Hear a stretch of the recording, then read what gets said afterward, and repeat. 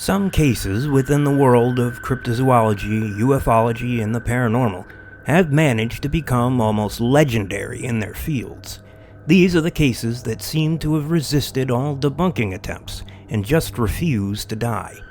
They manage to live on and even transcend mere eyewitness reports to become legendary.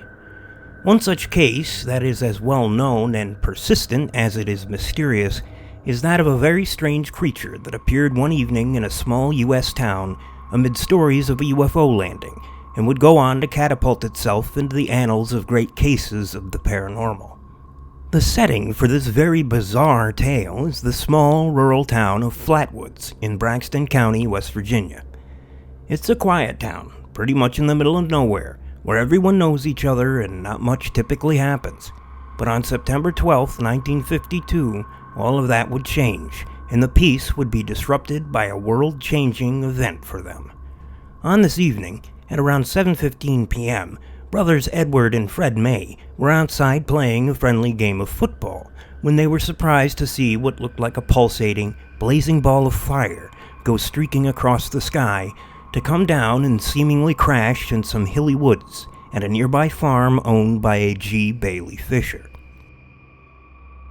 Not quite believing what they had just witnessed, the excited boys ran to the house of a neighbor named Kathleen May, to whom they breathlessly told of what they had seen.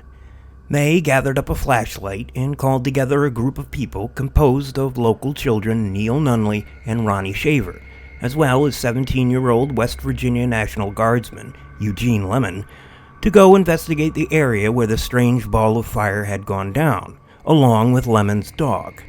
As they followed the beam of the flashlight out into the night past the dancing, flickering trees, they still had no idea what they were dealing with or what to expect out there, and there was a sense of apprehension and even fear as they stumbled along up a hill on the farm. Little did they know that things were about to get very bizarre indeed. When they reached the top of the wooded hill, they could see through the trees what seemed to be a pulsating red light, and they were overcome by a sudden, nauseating metallic stench that they would later describe as a pungent mist. In the meantime, the dog snarled and barked before retreating, with its tail between its legs, leaving them stabbing about in the darkness with the flashlight beam, searching for whatever it was that had chased the animal away. As they peered through the darkness, trying to make out just what the light ahead was and what lay out there in the gloom, they could see glinting in the light of the flashlight what looked like the shining eyes of some nocturnal animal. But it soon became apparent that this was no animal any of them had seen before. The mysterious eyes seemed to be set within a massive humanoid figure, standing around 10 feet tall, with a round, fiery face with glowing yellow eyes set within it, framed in some sort of hood or cowl shaped like the ace of spades, embedded with flickering lights, and possessing small clawed hands in a dark green, possibly black, cylindrical body with what appeared to be folds upon it like some sort of draped fabric or molded metal, the whole of which was wreathed in some mist or fog. None of them got much of a chance to examine it for too long, because after a few moments, whatever the entity was emitted something between a hiss and a high-pitched squeal, and then glided right towards them with a thumping, throbbing noise, to send the terrified witnesses running for their lives down the hill, dropping the flashlight in the process to send them into near total darkness. Upon returning home, they would all experience severe nausea, swelling of the throat, and even convulsions, compared with the symptoms of mustard gas by the doctor who examined them. The next day, local law enforcement checked out the site of the purported incident, but were unable to find any corroborating evidence for anything the group had said they had seen. There was no trace of any pulsating light, no sign of the creature or its odoriferous stench, and nothing at all to suggest anything out of the ordinary. That was the official consensus, but of course word got out, and it was not long at all before the media was stoking the fires of UFO rumors by claiming that signs of a landing, such as skid marks in an odd gummy deposit, as well as strange pieces of plastic-like material, had been found at the scene by a reporter named A. Lee Stewart Jr., and it was also discovered that numerous people in the area had also seen an object streak across the sky on the night in question. The case took off as a real UFO landing, and the media went with it, splashing it all over newspapers as various UFO enthusiasts and paranormal investigators descended on the area as well, including esteemed Fortean writers Gray Barker, Ivan T. Sanderson, and John Keel arriving to investigate. Various strange accounts began to come out of the woodwork at the time, such as one woman who claimed to have seen the same monster that had been described just a few weeks before, and another witness who said that her house had reverberated and been shaken by some mysterious force on the night in question. Another report came from a couple who claimed that just hours after the original sighting, they had been driving down the highway when they had noticed a horrible metallic smell and had been assaulted with what felt like an electrical charge, before witnessing an otherworldly reptilian creature float across the road in front of them. There were other odd accounts as well. Mrs. May would claim that the day after the incident, she had been approached at her home by two mysterious men who said they were reporters and had asked only to be shown the site, after which they would emerge from the trees with strange oily stains on their clothes. In later years, even more strange accounts would surface, such as the commander of the West Virginia National Guard, named Captain Dale Leavitt, who in the 1990s would say that he had examined the area with 50 Air Force personnel after the crash, and found an oily substance and a mysterious 6-meter circle of depressed grass.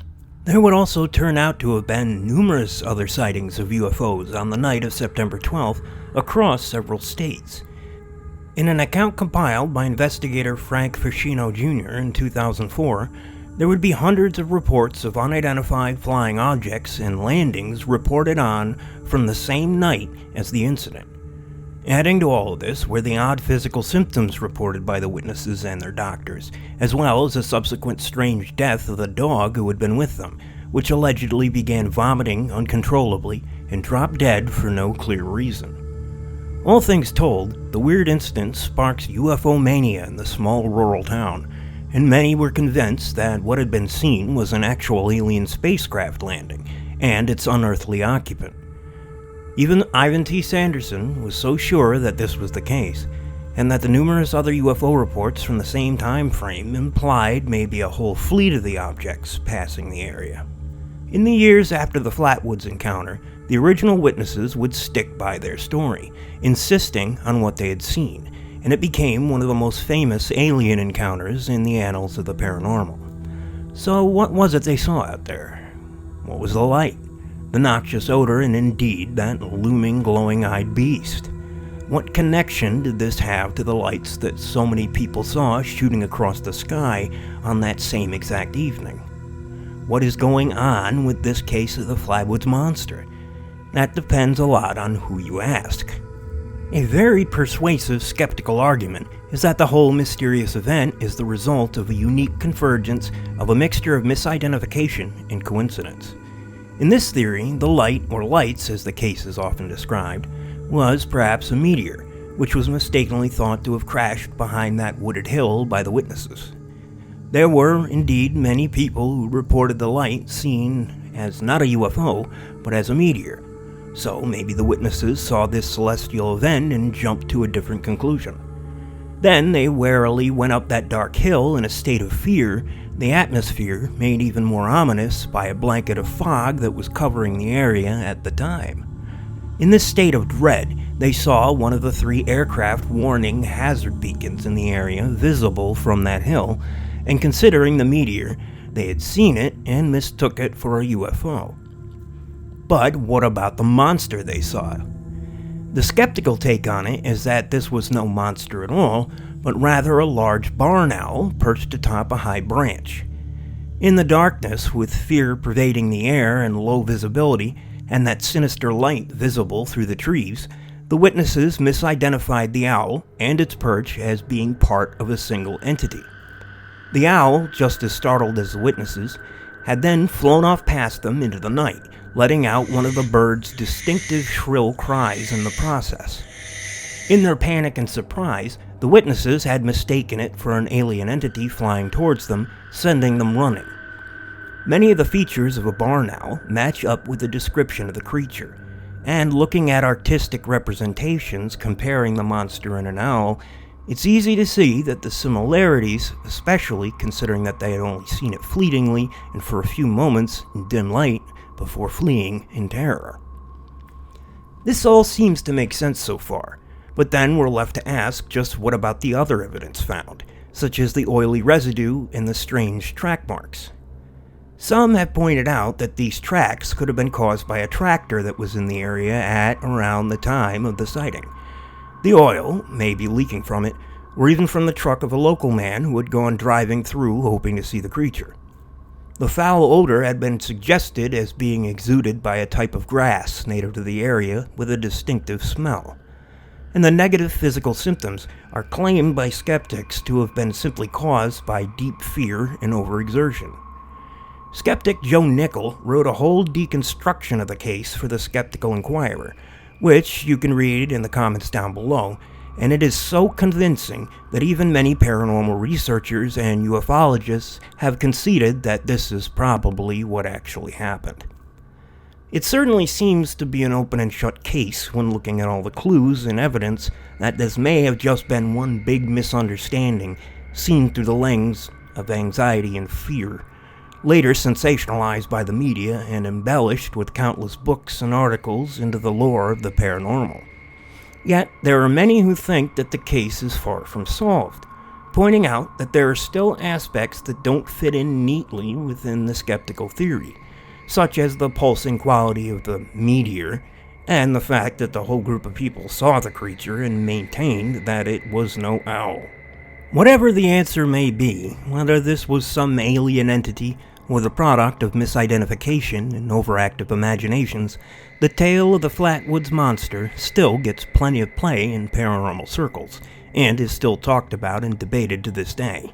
It's become such a legendary case that the town of Flatwoods has a museum dedicated to the creature, and an annual weekend festival to commemorate it called Flatwoods Days, which features live music, food, and craft vendors.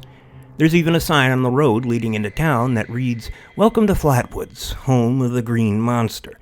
It's become so famous that even in plenty of video games, if you're looking in the right spot as an Easter egg, you might spot the Flatwoods Monster. So it seems that whatever the Flatwoods Monster was, or wherever it went, it has been ingrained in the town's culture and in the world of Fortiana, and in a sense is here to stay. Happy Halloween.